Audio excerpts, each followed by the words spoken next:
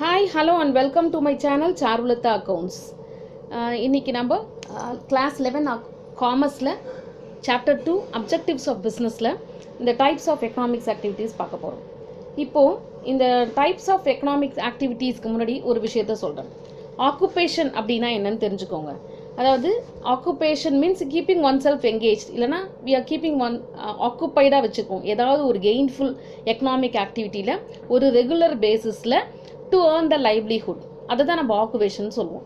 Example சொல்லணும்னா doctors வந்து தே treat the patients, lawyers வந்து அவங்களோட லீகல் சர்வீசஸை ப்ரொவைட் பண்ணுவாங்க, ஒர்க்கர்ஸ் எல்லாம் ஃபேக்ட்ரிஸ்லேயோ ஆஃபீஸ்லேயோ ஒர்க் பண்ணுறது, டீச்சர்ஸ் வந்து ஸ்கூல்ஸில் காலேஜஸில் டீச் பண்ணுறது, ஷாப்கீப்பர்ஸ் வந்து கூட்ஸை சேல் பண்ணுறது இல்லை பர்ச்சேஸ் பண்ணுறது in order to earn their livelihood.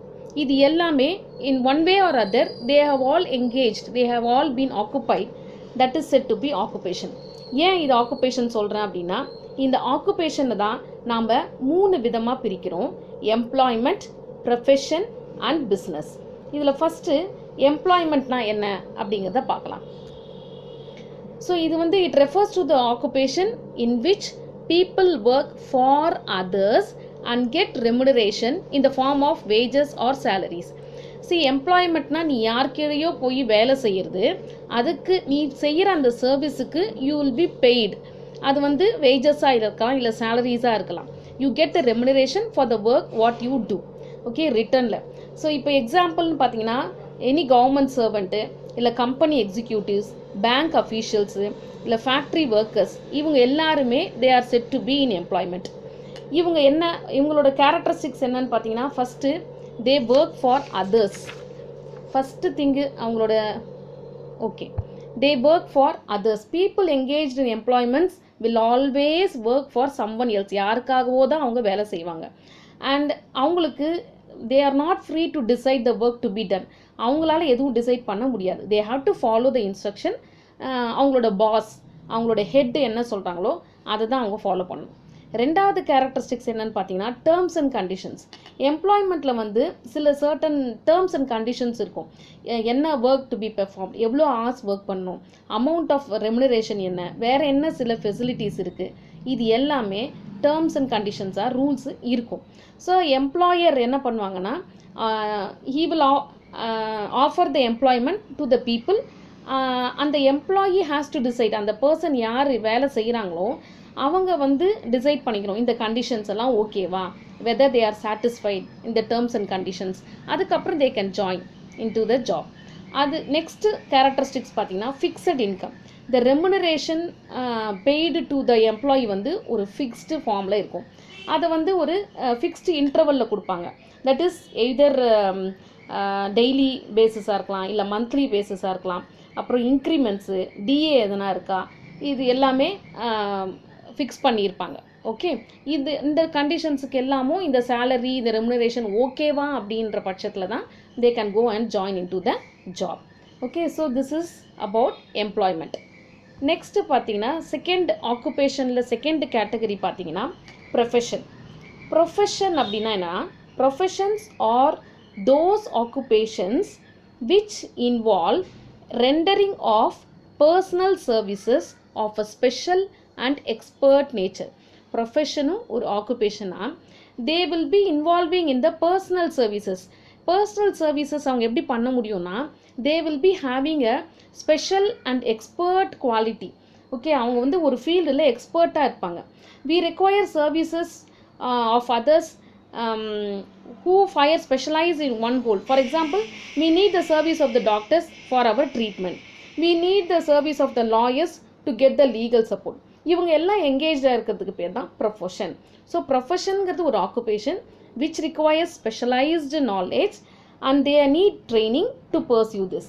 So இந்த ஸ்பெஷலைஸ்டு நாலேஜ் வந்து அவங்களுக்கு எப்படி கிடைக்குன்னா, through training. this knowledge cannot be inherited. அவங்களுக்குள்ளவேலாம் இருக்காது. a doctor's son cannot be become a doctor without pursuing the necessary course of studies. இல்லையா, ஒரு doctor பையன் டாக்டர்னு சொல்ல முடியாது. அந்த பையன் டாக்டருக்கு படிச்சிருக்கணும், அதுக்கான ஸ்பெஷலைஸ்டு நாலேஜ் அவருக்கு இருக்கணும், அவர் மெடிக்கல் டிகிரி இருக்கணும். அதே மாதிரி தான் லாயருக்கும் அந்த நாலேஜ் இருக்கணும், ட்ரைனிங் இருக்கணும். Training in law to be he is able to provide legal service to the people. So then only they are said to be the profession. அதுதான் நம்ம என்ன சொல்கிறோம், ஃபஸ்ட்டு கேரக்டரிஸ்டிக்ஸ் ஆஃப் ப்ரொஃபஷன் என்னென்னு பார்த்தீங்கன்னா specialised நாலேஜாக இருக்கணும். அடுத்தது இன்னொரு கேரக்டரிஸ்டிக்ஸ் ஃபார் ப்ரொஃபஷன் என்னென்னு பார்த்தீங்கன்னா சர்வீஸ் மோட்டிவ் இருக்கணும். Primary objective of every profession is to provide service. நான் பண்ண மாட்டேன், நான் செய்ய மாட்டேன், எனக்கு தெரிஞ்ச விஷயத்த நான் அவசரத்துக்கு ஒரு டாக்டர் வந்து ஒரு பேஷண்ட்டை ட்ரீட் பண்ணலை அப்படின்னா அவர் அடைஞ்ச அந்த ப்ரொஃபஷனால் எந்த விதமான இதுவும் கிடையாது. ஸோ அதுக்காக அவங்க ப்ரொஃபஷனல் சார்ஜஸ் ஏற்றுக்கலாம். Okay, they get some remuneration for providing such services. லாயராக இருந்ததுன்னா ஒரு அந்த கன்சல்டேஷன் ஃபீஸு, டாக்டர்ஸாக இருந்தாலும் கன்சல்டேஷன் ஃபீஸு, அதெல்லாம் அவங்களுக்கும் அவங்களோட லைவ்லிஹுட்டை பார்க்கணும் இல்லையா. பட் மினிமம் ஆஃப் சார்ஜ் அந்த மாதிரி எடுக்கலாம். கொஞ்சத்துக்கு கொஞ்சம் சர்வீஸ் மோட்டிவ் அவங்களுக்கு இருக்கணும். அண்ட் அது வந்து இன்னொரு கேரக்டரிஸ்டிக்ஸ் ஆஃப் ப்ரொஃபஷன் பார்த்திங்கன்னா regulated by the professional body. So ஒரு ப்ரொஃபஷனல் பாடி, அதாவது ஒரு இன்ஸ்டியூட் ஆஃப் சார்ட்டர்ட் அக்கௌண்டன்ட், இவங்கெல்லாம் வந்து ப்ரொஃபஷனல் பாடிஸ். அவங்க they will be regulating the functions of the chartered accountants. அது இப்போ டாக்டர்ஸ்னால் அதுக்குன்னு ஒரு ரெகுலேஷன்ஸ் இருக்குது, அந்த ப்ரொஃபஷனல் பாடி இருக்குது. அதுலேருந்து அவங்க ரெகுலேட் ஆகி ஸ்பெஷலைஸ்டு நாலேஜை கெயின் பண்ணிவிட்டு வந்திருக்கணும். அதே மாதிரி இந்த ப்ரொஃபஷன்ஸுக்கு ஒரு கோட் ஆஃப் கான்டாக்ட் இருக்குது. இவங்கெல்லாம் இதை ஸ்ட்ரிக்டாக ஃபாலோ பண்ணியே ஆகணும். அவங்களுக்கு ஒரு சர்டிஃபிகேட் கொடுப்பாங்க. அது நான் வந்து எந்த சமயத்துலேயும் எந்த உயிருக்கும் நான் பங்கம் ஏற்படுத்த மாட்டேன், பாதிப்பு ஏற்படுத்த மாட்டேன் அப்படின்னு சில ஒரு சர்டிஃபிகேட்ஸ் இருக்குது. அந்த மாதிரி அந்த கோட் ஆஃப் கான்டாக்டை ப்ரொஃபஷனல்ஸுக்கு உள்ள ஒரு கோட் ஆஃப் கான்டாக்ட்ஸை அவங்க ஃபாலோ பண்ணியே ஆகணும். Okay, this is the difference between employment and profession. ப்ரொஃபஷன்றது அவங்களுக்குள்ளே இருக்கிற special knowledge which they are going to utilise for the service motive with the ethical ஒரு கோட் ஆஃப் கான்டாக்டோட அவங்க பண்ண போகிறது தான் ப்ரொஃபஷன். எம்ப்ளாய்மெண்ட் அப்படிங்கிறது they are going to work under somebody else. There will be some boss and they will be paid for what they are working. அதை தான் ரெமுனரேஷன் அப்படின்னு நம்ம சொல்கிறோம். சில டேர்ம்ஸ் அண்ட் கண்டிஷன்ஸ் இருக்கும். இவ்வளோ தான் நாங்கள் பே பண்ணுவோம், மந்த்லி பேசிஸ் தான், இன்சென்டிவ் இப்படி தான் கொடுப்போம் அப்படிங்கிற மாதிரி சில டேர்ம்ஸ் அண்ட் கண்டிஷன்ஸுக்கு ஒத்துக்கிட்டு போய் செய்கிறது எம்ப்ளாய்மெண்ட். ப்ரொஃபஷன்றது இவங்க படித்து அவங்க அதில் வந்து ஸ்பெஷலைஸ்டாக இருக்காங்க, அதுக்காக அவங்க சர்வீஸ் பண்ணுறாங்க. This is profession. அடுத்தது பார்த்திங்கன்னா business. Business refers to any human activity undertaken on a regular basis with the object of earn profit through the production, distribution, purchase and sale of goods and services. So இப்போ business அப்படிங்கிறது இதுவும் ஒரு human activity. இது வந்து இதுவும் வந்து ஒரு regular பேசிஸில் தான் பண்ணுவாங்க. ஆனால் ப்ரைம் அப்ஜெக்டிவ் ஆஃப் இது வந்து பிஸ்னஸ் என்ன அப்படின்னா டு ஏர்ன் த ப்ராஃபிட். இந்த mining, manufacturing, trading, transporting, storing, banking, insurance, இது எல்லாமே comes under the business. Okay, example for business அதுதான்.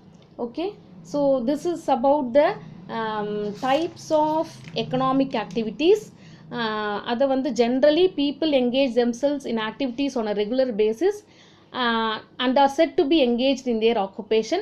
These occupations are classified into 3 categories, that is employment, profession and business. அதுவும் அதுக்கான கேரக்டரிஸ்டிக்ஸுக்கும் நம்ம இந்த மாடியூலில் பார்த்துருக்கோம். நெக்ஸ்ட் மாடியூலில் classification of the business activities on the basis of size, ownership and function பார்க்கலாம். Or in the difference between profession, employment and பிஸ்னஸை பற்றி பார்க்கலாம். Any one thing I will do it. Thank you children.